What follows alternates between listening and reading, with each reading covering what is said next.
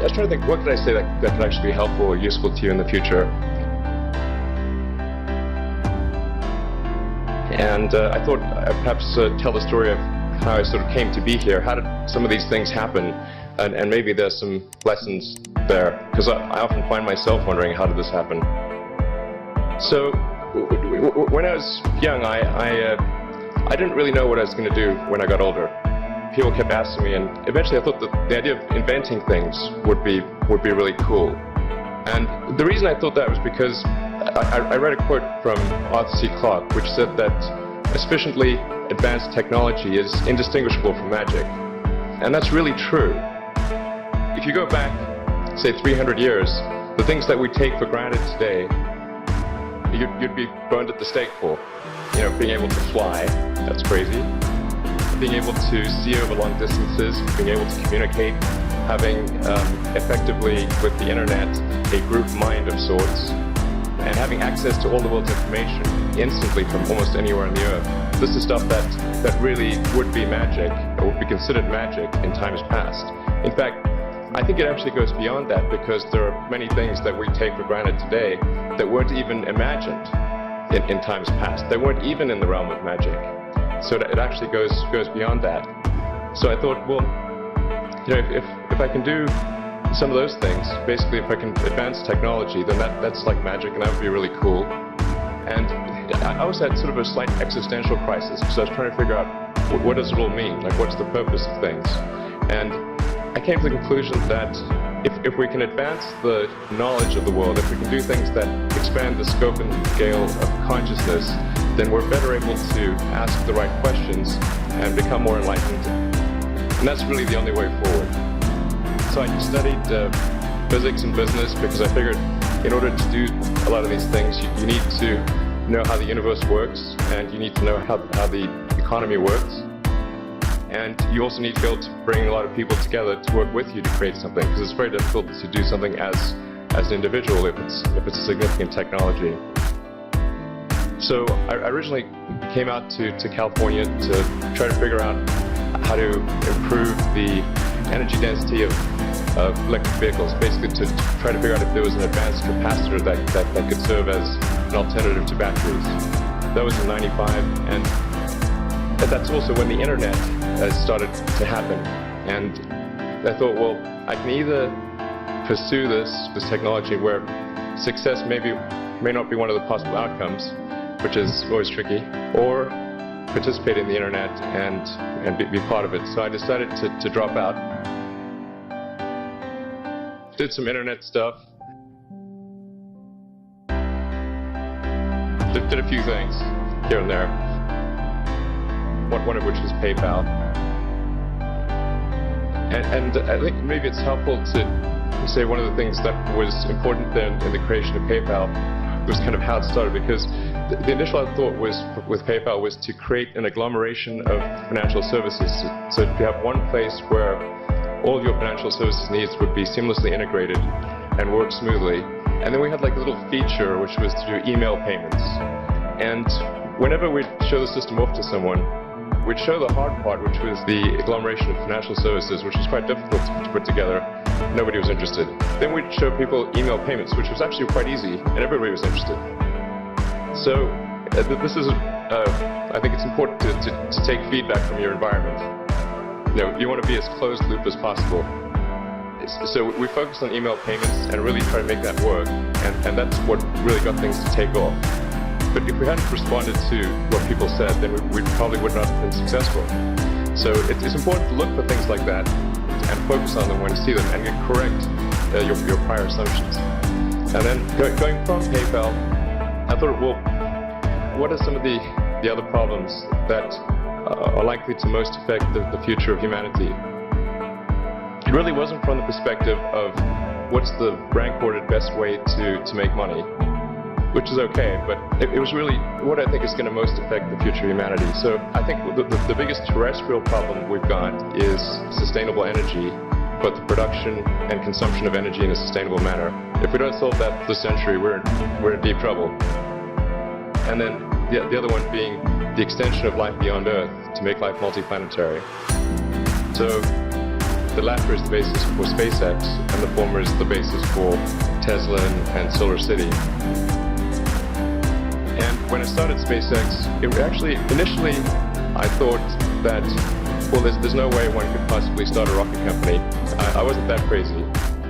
I thought, well, what is a way to increase NASA's budget? That was actually my initial goal. So I thought, well, if we can do a low-cost mission to Mars, something called Mars Oasis, which would land seeds in dehydrated nutrient gel, and you hydrate them upon landing, and then you'd have this great sort of money shot of green plants on a red background. The public tends to respond to precedents and superlatives, and this would be the first life on Mars, the furthest that life's ever traveled, as far as we know. And I thought, well, that would get people really excited, and therefore increase NASA's budget. So obviously, the financial outcome from such a mission would probably be zero. So anything better than that was on the upside. So I actually went to Russia 3 times to look at buying a refurbished ICBM, because that was the best deal. And I can tell you it was very weird going there in late 2001, 2002, going to the Russian rocket forces and saying, I'd like to buy 2 of your biggest rockets, but you can keep the nuke. That's a lot more. They thought I was crazy, but I did have money, so that was okay. After making several trips to Russia, I came to the conclusion that actually my initial impression was wrong, because my initial thought was, well, that there's not enough will to explore and expand beyond Earth and have a Mars base and that kind of thing. But I came to the conclusion that that was wrong. In fact, there's plenty of will, particularly in the United States, because the United States is a nation of explorers, of people who came here from other parts of the world. And I think the United States is really a distillation of the spirit of human exploration. But if people think it's impossible, or it's going to completely break the federal budget, then they're not going to do it. So after my 3rd trip, I said, okay, well, what we really need to do here is try to solve the space transport problem. And started SpaceX. And this was against the advice of pretty much everyone I talked to. But one friend made me sit down and watch a bunch of videos of rockets blowing up. Let me tell you, he wasn't far wrong. It was tough going there in the beginning, because I'd never built anything physical. I mean, I'd built like little model rockets as a kid and that kind of thing, but I'd never had a company that built anything physical. So I'd kind of figure out how to do all these things and bring together the right team of people. And so we did all that and then failed 3 times. It was tough going. Because the thing about a rocket is the passing grade is 100%. And you don't get to actually test the rocket in the real environment that it's going to be in. So I think the best analogy for rocket engineering is like if you want to create a really complicated bit of software, you can't run the software as an integrated whole, and you can't run it on the computer it's intended to run on. But the first time you put it all together and run it on that computer, it must run with no bugs. That's basically the essence of it. So we missed the mark there. The first launch, I was picking up bits of rocket near the launch site. It was a bit sad. But we learned with each successive flight, and were able to eventually, with the 4th flight in 2008, reach orbit.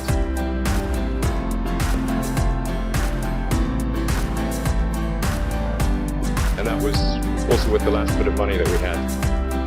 So thank goodness that happened. I think the saying is 4th time's the charm.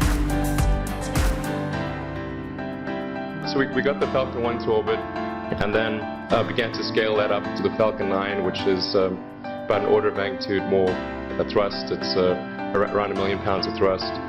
And we managed to get that to orbit, and then developed a Dragon spacecraft, which recently was able to dock and return to Earth from the space station. That was a white-knuckled event. It's a huge relief. Still can't quite believe it actually happened. But there's a lot more that must happen beyond this in order for humanity to become a spacefaring civilization and ultimately a multi-planet species. And that's something I think it's vitally important, and I hope that some of you will participate in that either at SpaceX or at other companies, because it's just really one of the most important things for the preservation and extension of consciousness. I mean, it's worth noting as I'm sure people are aware, the Earth has been around for 4 billion years, and civilization, at least in terms of having writing, has been around for 10,000 years, and that's being generous. So it's really it's somewhat of a tenuous existence that civilization and consciousness as we know it has been on Earth. And I think I'm actually fairly optimistic about the future of Earth. I don't want to sort of people to have the wrong impression that I think we're all about to die. I think things will most likely be okay for a long time on Earth. But not for sure, but most likely. But even if it's sort of 99% likely, a 1% chance, it's still worth spending a fair bit of effort to ensure that we have backed up the biosphere, planetary redundancy, if you will. So I think it's really quite important. And in order to do that, there's a breakthrough that needs to occur, which is to create a rapidly and completely reusable transport system to Mars, which is one of those things that's right on the borderline of impossible.